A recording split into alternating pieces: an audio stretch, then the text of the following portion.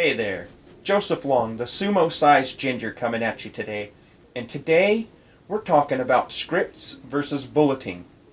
If you want weight loss advice, some inspiration, or you'd just like to keep an eye on my journey, be sure to hit the subscription button below.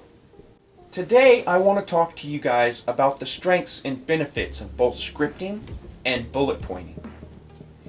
I've been doing this YouTube thing for a bit now, and I've tried both methods.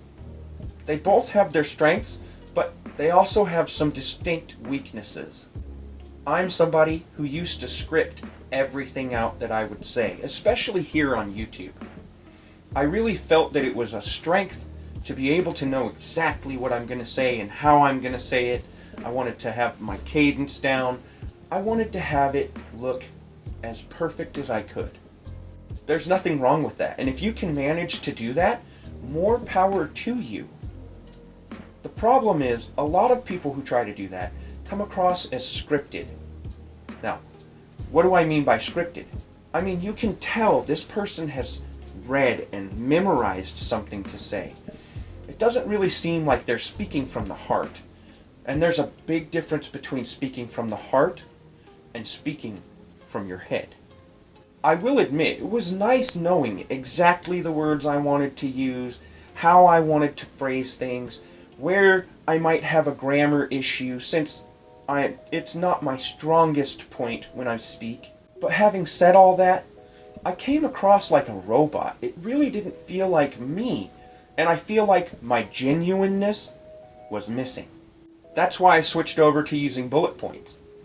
Now, bullet points have their own inherent weakness. You have to think of everything on the fly.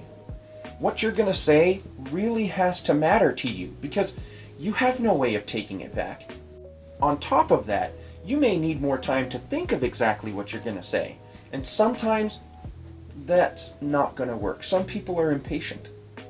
But one thing I know for sure, if you can think of this stuff on the fly, if you can think of how you want to communicate on the fly, you will definitely have a strong tool to add to your toolbox. So the question is, how do you develop this? How do you make something that may be a weakness in the moment into a strength?